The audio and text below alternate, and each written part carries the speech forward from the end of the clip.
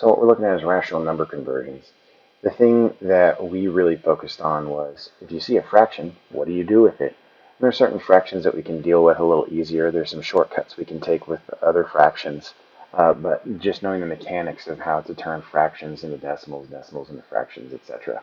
So in order to compare two things accurately, the most accurate way to do it is by comparing decimals and matching place value. Here's what that would look like. So you automatically said that anytime you see a fraction, you can go ahead and just put the top inside, followed by 3 zeros, and divide. 8 into 5, 0 times 8 into 50, 6 times 8, 48. Drop it down. 8 into 20 is 2. Drop it down. 8 into 40 is 5. 0.625. And so just leave the whole number by itself. What this would look like is 2.625.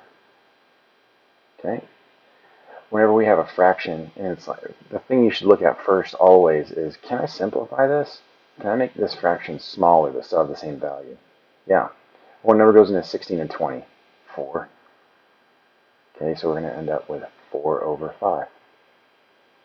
And then we can go through the same exact process. 4 on the inside, 5 on the outside.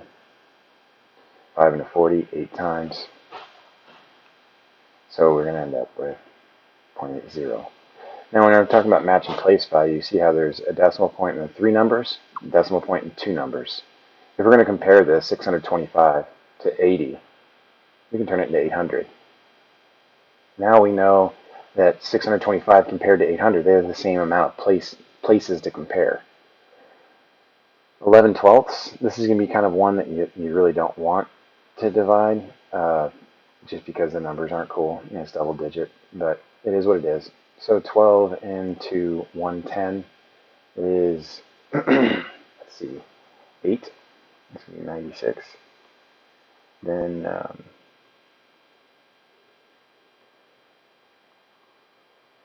14.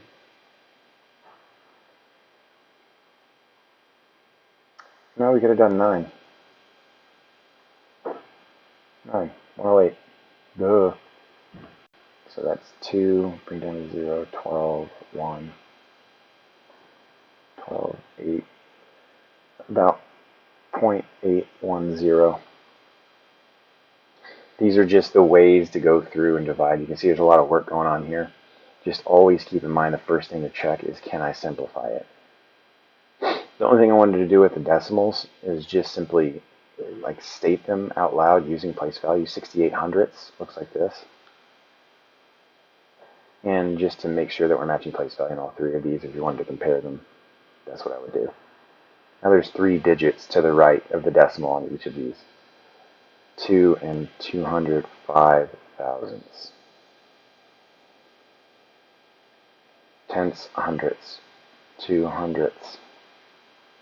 Being able to write these and say them back and forth is a really easy way to just convert. Everything with a percent is going to, if you don't see a decimal, is always at the end. You can move it to the left 2 times, 1.23.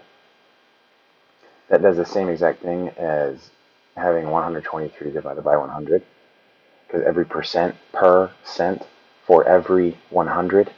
Centuries are 100 cents. There's 100 cents in a dollar. 2 times to the left, boom, boom, 0.785. I don't see a decimal. Where is it? It's at the end, so I move it to the front, 0.60. You can also do this one again by dividing by 100.